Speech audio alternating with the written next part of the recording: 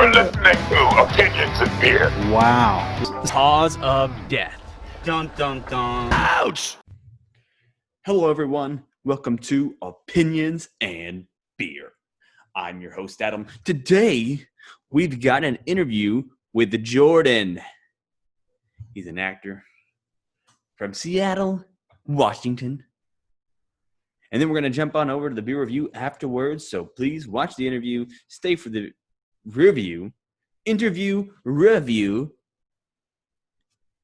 Let's have fun.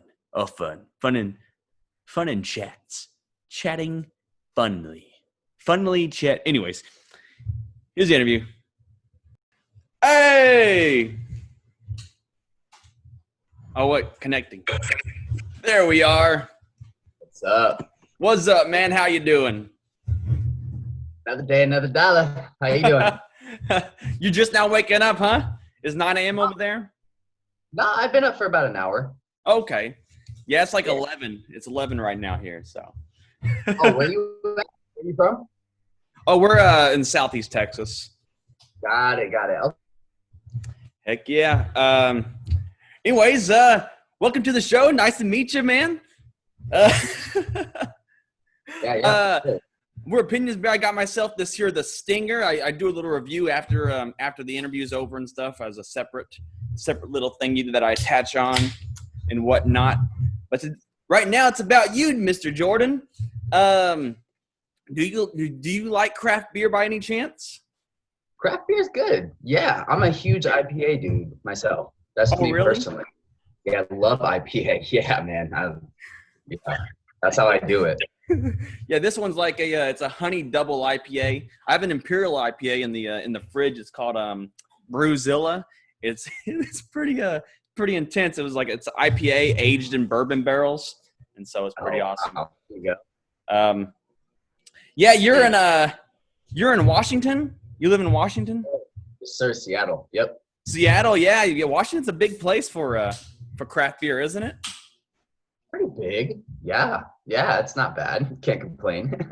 Yeah, I hear that's like one of the golden states, one of the golden places for the craft beer scene is in Washington. Yeah, it's a good place, man. Good place. Anyway, so you're an actor, right? You consider Yes, yourself an sir. actor. What made you want to pursue acting in the first place? Well, honestly, it just kind of, at the root, all starts with theater. When I was younger, that's kind of how it really all plays out. That's where it all starts to begin from. And then when I was 18, I got this feeling of, I call it emotional freedom, simply because I'm a very emotional person in reality. So being able to kind of spew out your emotions in front of the camera, there's not a lot of jobs that allow you to do that and get paid for it. So it just kind of gave me that freedom to just express myself, you know what I'm saying? And just be me. Obviously, being more naturalistic in front of the camera takes work and takes time. But over the years, I've been able to perfect that craft a little bit more, you know what I'm saying? Yeah. And so, which is why I've been able to book a lot more roles, because people like to see through the lens of their cameras or through their television realism. They like to see they like to see and they like to feel like what that person is acting, for instance. And so that's what really made me just kind of want to pursue acting a little bit more, is just simply because, I'm playing myself in other people's shoes, but I'm not playing. What helped you craft that perspective? Like what helped you craft the ability to really showcase the characters you're portraying and not just being an over-exaggerated version of yourself? Like what made you be a believable actor? It just, honestly, I know who I am at the root. Therefore, I've never played these people specifically, but it's like, okay, how would I put myself in these people's shoes? How would I react to this situation? So honestly, what made me kind of be more of like a real actor, this may seem really cliche and really like simple that you would think, is to just literally live life, because you have to be able to do so many other things in order to know how to do those, in order to know how to do those things. Like, for instance, I played a bank teller in a film earlier this year, and I was just like, I don't know how to act like a bank teller, but now I know how to act like a bank teller. It's just you know what I'm saying? You just have to know. You have to live life, because if you're not living life, if you're just kind of just staying at home, just like training and like, you know, that's good. You should be doing that. You should train just like an athlete. An athlete should be training, just like an actor should be taking classes and workshops, whatever that you believe in. But at the same time, it's like you got to live life, man. Like you got to go out and go express. You got to go do these things in order to know how to play these certain people. And so that's what's enabled me to be able to be more of a real guy or real person, so people can really see that. I also just put myself in front of the camera every day, just so I can be like super natural. Like even if it's my phone, it's not a big 4K dragon camera or anything that I'm in front of every single day, but it's just in front of my phone, just always constantly being, you know, talking and just being natural. Really, everybody's got their own craft. You know what I'm saying? That was me personally. Are you a hard judge on yourself? Because I've done some acting work here and there, whatever, Second Chance by Betrayal and things like that. But I'm always like watching myself like, why did I act that way? Why did I do that scene that way? God, it's so horrible. Why am I overacting right here? Why am I overdoing it? You know, like earlier in my career, I was very hard on myself, like extremely hard on myself. But you got to learn that, you know, you got to be able to kind of like, I don't know, enjoy the process at the same time. Like, I don't know if I can cuss, but this shit takes time, dude. Like this it's time, man. Like I'm just being real. Like True. This isn't an overnight success kind of thing. You know what I'm saying? Like, I mean, it's just, man. It's obviously I am hard on myself here and there, but at the same time, when I don't do it, I'm like, I'll say a line, then I'm like, fuck, okay, restart. Blah blah blah. Damn it, and you just damn it. You just keep pressing the button. Like you just gotta, you know, you'll know when it's right, when it just kind of flows and you're not in your head. Because when you're in your head too much, it just you're gonna mess up. You know what I'm saying? Yeah. And that's what really takes time, is to just really get in the flow and just really be natural and just go, like get out of your head. And that takes a lot of practice and a lot of time for most people. So. Have you pursued anything else within that industry, like writing and directing and whatnot, or are you just focused on the acting? Yeah, no, honestly, I haven't been able to get a chance to be in front of the camera or behind the camera yet and do all that kind of stuff. But actually, I actually just found out last week that I'm gonna have my own TV show on the Apple Network. On the Apple Network? Yeah, on Apple TV. I signed a contract with Apple TV. What? Yeah, man, it's really I'm really excited, and it's something that I thought that I would have never done. Not that necessarily, but I'm a talk show host. Oh, and nice. So Nice. It's amazing because I'm not necessarily acting, you know. I'm being me, which is I can't do anything better than being me at this, you know what I'm saying? So you're just doing a talk show, or? It's a talk show, so it's a network. It's called Infecting Change Television, ICTV. And it's just a network of basically that's going to cover a whole bunch of just things like have you ever seen The View? Yeah. Of those women? It's just kind of like The View, and there's other hosts on there too. But it's also a music label. It's also just a whole network of feature films, scripted films, reality television, documentaries, miniseries. Just covers a wide variety of things. And I signed a big contract with them last week, and we start shooting at the end of the month. So really that's awesome. So when can we expect? You're shooting in the end of the month, you say. When can we expect, do you think, for it to be available on the Apple Network? Honestly, I haven't got that much information on when that's going to happen, but it's people we're getting the word out. They're doing like billboards, they're doing national commercials, and they're doing just a whole bunch of stuff that they're getting it to promote into the world. And they're almost done with the app, so people can subscribe to me and stuff like that. So really exciting, man. I went through 3 auditions. For it. It was a really long process, and man, it's like kind of like really big thing. So yeah, that's really huge, man. That's huge. Congratulations on that. That's a nice nab right there. It's really So awesome. much. Thank you. But you do movie work, huh? You are in films and whatnot. What's this movie called? Chaw? Is that your most recent movie that's going to come out? That was one of my most recent films. I haven't got a chance to do it because of COVID. Oh, you haven't done it yet? Yeah, because like COVID like disrupted life or whatever. Okay. Only disrupted life. So I haven't got a chance to be able to do that. Well, what was that going to be about? It's really about just kind of like it's how do I even explain it? It's oh man. So Cha it's like a narrative from a first person perspective of just like it's kind of like okay, think of Friday. Okay. You seen Friday? Yeah. It's like Friday. It's exactly like Friday pretty much. Oh, that's cool. Yeah, it's got Biz Markie in it too, which I'll be shooting with him in that also. Hell Biz yeah. Markie. Hell yeah. You got what I need. Yeah, dude. Yeah. So, there's another film that I got booked for called Mind Over Max.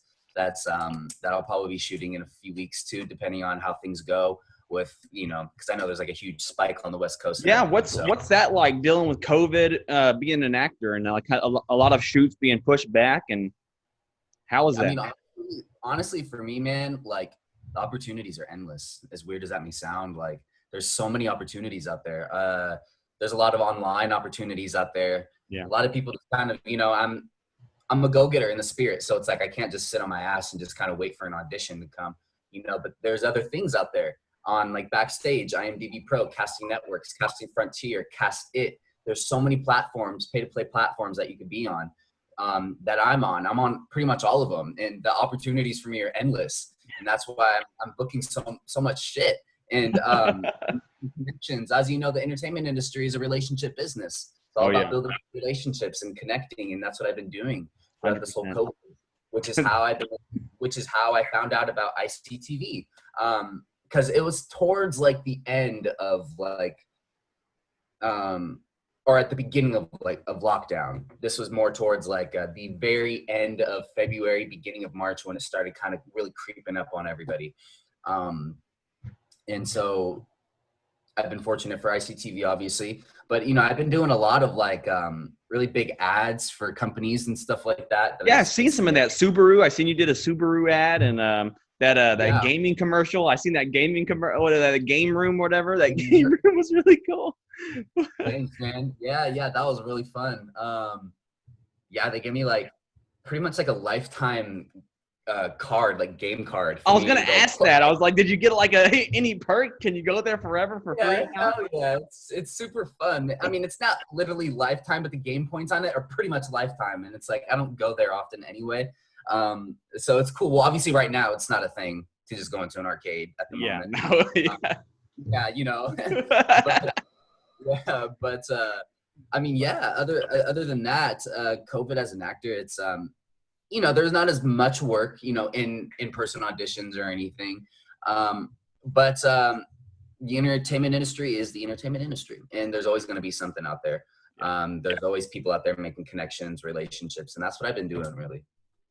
Do you prefer films or commercials? I prefer films. Oh, you do? Definitely. I do. Me personally. I mean, commercials are nice because it's like, oh, cool, I'm on set for like, a few hours, maybe a couple days or whatever. Quick money, whatever. It's cool. It's nice. And I can get a little publicity for that one commercial that I've done. But I love films because it's more of I feel it in the heart when I'm on screen, when I'm actually like doing something, like when I got a person in front of me that I'm connecting with, that I'm vibing with. And it's just like a commercial is so short, rather than a film. It's like, it's a duration, it's a long period of time. And I'm actually, meeting other people within the cast. And so I prefer film just because it's like, I don't know, kind of like what I was telling you. I love film and television so much, or film, because it gives me that emotional freedom to kind of be able to express my emotions in front of the camera. And You, so you probably have less freedom doing a commercial. It's probably more Right. strict. You think it's more strict? it is definitely more strict because it's, they have a policy of like, just commercials are very like happy. You won't see a lot of like depressing commercials. I mean, you probably will now because of like, COVID and stuff, sad music and whatnot or whatever. But like, a lot of commercials that you see out there, they have you make, they make you do certain things. They make you react a certain way. And it's like, I don't mind that. I can do that, but it's not a passion of mine. It's just simply not a passion of mine. So I definitely prefer film for sure. But definitely. Have you been looking at any of these conspiracies popping up during COVID and whatnot? And do you believe in any conspiracies? Has the Illuminati contacted you yet since you signed the deal with Apple? Dude, these conspiracies are kind of trippy. Not gonna lie. There's so much shit to believe out there, man. It's just like, there's so many things to be gullible about. There's this whole documentary that I had actually watched, and basically this lady was saying, when we wear masks and stuff like that, it's like we're breathing in our own oxygen, our carbon dioxide, which is not necessarily like good. It's not necessarily like the best thing for you. And she was also saying like these doctors were talking on this documentary talking about the longer that you stay inside, the weaker your immune system becomes because you need bacteria to be able to swap and interact with people. So when you go outside and you start shaking hands with people and interacting with people, your body's not used to that, which is how that bacteria exchanges and which is how people get sick. And I'm like, what the? And I was like, gave me second thoughts. And people were talking about how like when people go in for quote unquote COVID, they call it COVID, and then they'll end up putting you on like a ventilator. And then when you get put on the ventilator, a lot of people get treated for the wrong thing. So it's like, do you really have COVID, or do they think it's like the right symptoms for COVID? And, a lot of people end up dying. A lot of people end up killing people because they got put on the ventilator for the wrong reason. So it's like, there's a lot of there's a lot of real things that like are kind of like, whoa, that's trippy. So like, honestly, I don't know conspiracies. I'm an open-minded person. Yeah, a nurse practitioner was just telling me about the mask thing, about how wearing a mask for like these long periods of times, like especially workers, not necessarily when you're going in and out of stores, but like workers that are like in the back rooms of like these super hot places and they have to wear a mask, the entire time. That's actually going to cause more damage and actually get you sick by continuing, because you're not filtering out your air. You're breathing in your own bacteria and air continuously for 8-10 hours at a time. You're telling me that it's actually bad. It's actually bad. It could do long-term damage to you. Apparently. So it's pretty crazy. Notice, though, listeners, that he did not address whether or not the Illuminati contacted him yet, which means obviously they have. But we'll keep that in the back burner. We'll keep that under wrap from now. Here's a big question that our listeners love the answer for. In your opinion, this is a serious question too. In your opinion, what is the greatest Nickelback song? Nickelback? Oh, you can't do that to me, man. I don't know any Nickelback songs. Damn it, I don't know any. You can't do that to me. I don't know.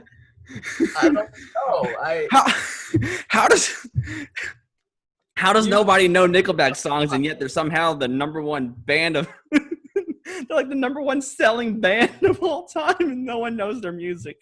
That's because they work for the Canadian Illuminati, so it's kind of a fake. Apparently. Oh my God. They really do. Like they helped get bands shut down and stuff, and they helped suppress bands before in like the early days of Nickelback.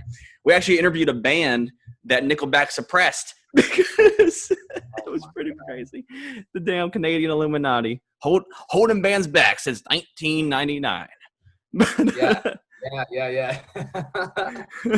But What did I have here? I said, do you have a dream? So do you have any dreams? Do you have a dream director or actor you want to work with one day? Honestly, man, like obviously like there's like big actors I want to work with. You know, I think it would be really cool. I think it'd be really cool to work with Keanu Reeves for Oh, some yeah. reason, just because like Keanu Reeves, like he's really if you get to know, I mean, I don't know if you met him, but like knowing his story and his background, he's really just like he's such a humble guy, and he's such a like there's an article I was reading about him, and he was just caught on like a regular subway. He was just chilling on a subway, just like, you know, Keanu Reeves on a subway. Who would think that he would just regularly be on a subway in public, you know? But like he's so humble, and like he just kind of does what he wants, and I feel like we'd really vibe on camera and like really just. Oh yeah. Obviously, I'd love to work with Will Smith. I feel like Will Smith, our personalities are kind of similar, and I feel like we'd get along really well. You're not so allowed near if- Jada though. After all this stuff, yeah, you're not allowed near might- Jada at all. might- I mean, if things get real, we might get into an entanglement. Yeah. Right. You know? An entanglement.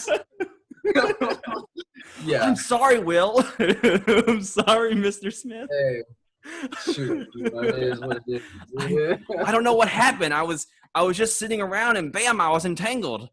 Yeah. That's pretty wild. And that was weird though.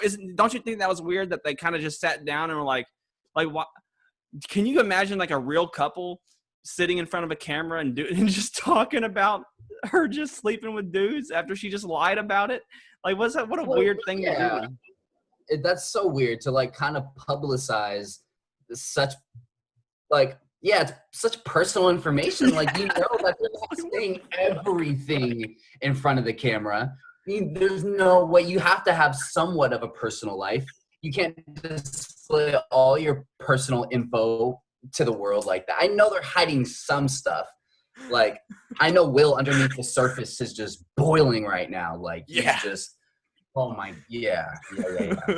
You could tell a lot of people pointed out his facial expressions like, look at this guy. He is pissed. He does not want to do this. Yeah, man. Yeah. This is a PR stunt. I bet you that was a PR stunt. Like they have a PR person that probably told him to do that to make him look better somehow, but it just made things worse. She should have just kept lying. She should have just kept lying about it. God. Deny. But looking back at your current journey, what advice would you give someone who's looking to do what you do? I would advise them to start out in their region. Simply, it's not always about moving to LA. It's not always about moving to New York. That's not what it's always about, because it's like you got to build a foundation. You should build a foundation where you're at, because what I did is I built a foundation these past 6 years in Seattle. And that way, when you do move to the big city, people will kind of get a gist from where you're coming from. And when you go there, they're like, okay, like you've done that back at home. I'm like, all right, I see you. Like, I see what you're doing. So it's like, it's not always, it's like, yeah, you can move to LA, do what you want to do. Like everyone's kind of got their own thing, you know, but I advise people to just really just start out in their region, work slow, build your relationships, get all your materials, get all your headshots. Don't do too much training, because when you on a resume, when you have too much training, it seems like you're more of a trainer than more of an actor. So it's like, try to, take a couple really good classes, find the best classes that you can, and then, make sure you got some good credits on there. And at the same time, I will advise everybody, do not take showcases, because showcases are scams. And I want to expose that. Showcases are scams. Really? What's What's a showcase exactly? What's the showcases? I'm actually saying this, but showcases, you go to a showcase, basically, they're hosted like, it's like let's say a showcase is basically a facility where there's a whole bunch of agents and managers and agencies that are invited to a place. and they see who you are pretty much. So there'll be like let's say like 5 agents from like big agencies that come, and they come and watch you. They come and watch your monologue. They come and watch your commercial script that you performed for them, and then after that, you it's like a speed dating table. You go there and you kind of talk to each and every one of those agents, and they ask you some questions, and they ask like, what made you want to do this, and blah blah blah. But at the very end of it, you end up paying so much money, a belligerent amount of money for these agents, but 98% of the time, those agents are not going to pick you, because those agents get paid to go to those showcases. Quick cash. Don't do showcases. I just exposed that. Yeah, that's crazy. I didn't know that. I didn't know that's, I see all kinds of like weird scammy stuff, like the weird actor star search and stuff like that. It seems pretty scammy. Like, come to this weird fucking warehouse and be a star. It's a whole other ball game in the entertainment industry. Some of them spend some money too, man. There was like I think a mall. There was like this one of the local malls had like a big thing for these star search people, and there's like, man, y'all are fake. This is fake. Everyone that went to them like got scammed. It was like but they spent some money for that scam. It's like, Jesus, the links people will go to screw someone else over. It's it's a whole other ball game in the entertainment industry. So yeah, that's. What's your support system like? I'm always curious about the support system of people that are successful in their entertainment careers, because I've noticed that successful people seem, for the most part, have a pretty nice support system that really helps them and motivates them to keep going. So what's yours like? Mine, honestly, is I've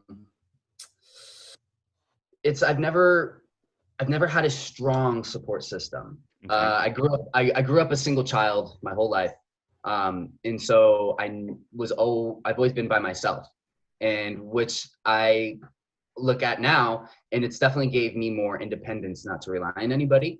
So I've been always relying and motivating and supporting myself. I've always had my parents and my family, but they when I would go to auditions, they'd be like, "Oh, cool, another audition. Oh, cool, another audition." But they never understood what an audition meant. Like, you got the opportunity for an audition, for the opportunity to get a big opportunity. So they never really understood that until they really started seeing big things happen. And so when I was doing those things, it was really just, I don't know. It was definitely a lonely journey. It's been a lonely journey, but I take a lot of pride into it, because it's made me a much stronger person. Yeah. Like, I have a lot more emotional intelligence. I have a lot more, kind of like I was telling you, I grew up a single child. I don't have to rely on anybody. I don't care if you support me. I don't care about that anymore. It's like, if I have a support system, that's cool. Like that, that's great. I mean, as life goes on, I have such low expectations of things. That way, when things do happen, it's like, whoa, that's so cool. Yeah. I never set the bar ever, ever, ever. That's just me personally. So, yeah, man, some people, man, they just get that. They get in that. They get those people. They're like, oh, don't do that. Don't do that. This is a bad area. What you said about, like, make a foundation in your area. Some places they're like, don't do that around here. This isn't the area for that. You got to go work at the plants. You got to go work. You got to go work on the wherever that's not entertainment, because they just don't see it. They don't have the foresight to see entertainment in their area, and therefore the entertainment never grows properly. Exactly. People get left. People get left in the dust. But I feel like Seattle's a pretty solid place. I mean, like, it being one of the biggest craft beer places, it's also like a big place for like really writers. I know it's a big place for writers and just creative people in general.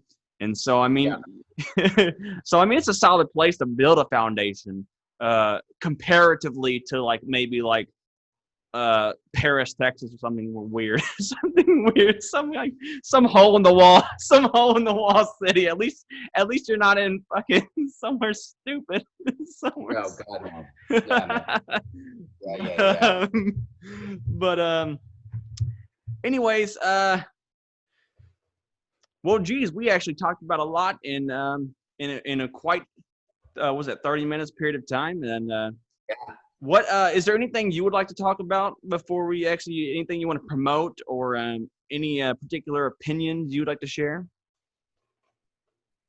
Honestly, I don't, because like I said, I'm on the, I got a show coming up on the Apple Network called LCTV. I haven't been able to, I haven't been able to get all the information because they haven't officially announced it yet. They have announced it. Like I can go out and go tell people, obviously, or I wouldn't share this on here, but just go subscribe to ICTV. If you can subscribe to me, because you're going to learn a lot of good information. You're going to see and hear a lot of good things on that show. And there's a couple other hosts on that show. But I would absolutely love all your guys' support. If you guys want to continue to follow my journey, you can follow me on Instagram, J Nancarrow, Jay, and then my last name, Nancarrow. So I know that's kind of hard to spell, but just type in JAYNAN. You'll find me listed up on the Instagram feed. Other than that, I really don't have anything else, man. All right, man. Thank you so much for your time. Thank you for being on the show, and I enjoyed your answers. You had really good answers, and I really liked some of the insight you brought to the career, to the entertainment career in your journey. And so be sure to follow Jordan, everybody on the platforms that he had listed. Thank you so much, Jordan. Yes, indeed, sweetie. Yes, sir. Thank you so much, man. And now it's time for the beer of the day. And today's beer of the day is brought to you by Oddside Brewing Company from Grand Haven, Michigan. We've been doing a lot of Oddside recently. This one is called The Stinger. Whoa. The Stinger. This is a Honey Double IPA. This Stinger, an American-style Imperial IPA with 5 varieties of American hops, brewed with local Michigan wildflower honey, giving this beer an added dryness and depth of flavor that perfectly complements the large addition of hops. This bad boy sits at 10.1% in alcohol by volume. What the freak? Anyways, so let's crack this. Oh, man. That's an interesting date on there. Perhaps why. Let's see. Let's see if this is a good beer.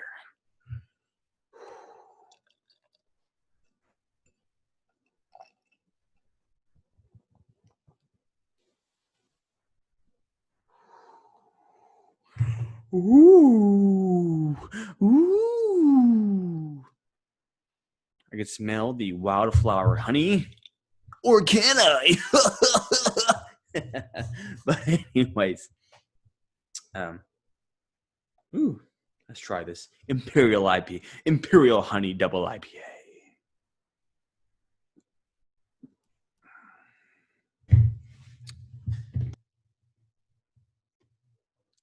Wow, the honey. I can taste the honey. The honey definitely complements the IPA. If this IPA was a little older and lost its hopness, well, first of all, the alcohol preserved a lot of the flavor, it being at 10%. But then that honey and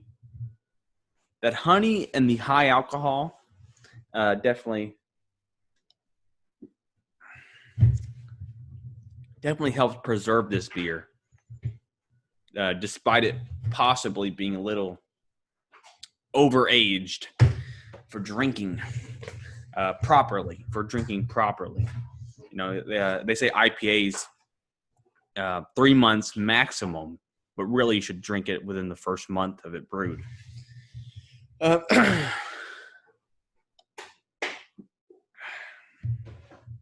Wow, this does not have the. I'm not tasting oxidation like you would in another IPA that's aged this long.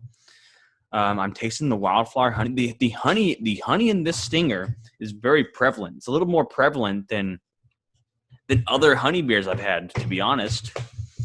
It's probably one of my favorite. I don't really like double IPAs. I like triples and imperials. Well, this is a double imperial IPA. So that's kind of very interesting. But usually double IPAs I'm not a fan of. I do like triples and imperials and then regular. For some reason, right there in the middle. I'm not a middle of the road kind of guy.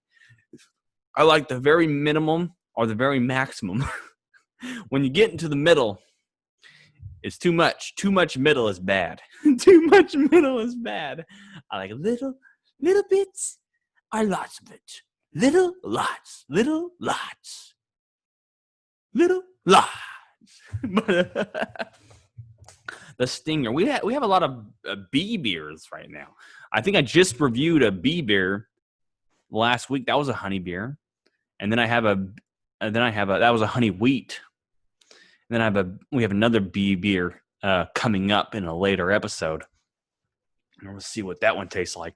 But so far of the honey of the B beers, Oddside is really good. Oddside is impressing me. Oddside so far, I mean they don't have 10-star beers, but they have like all their beers are 8 stars.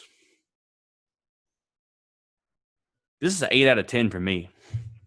I'd definitely buy this again, and I'd probably drink it frequently. God, that's good. The stinger, the honey's well. The IPA comes out.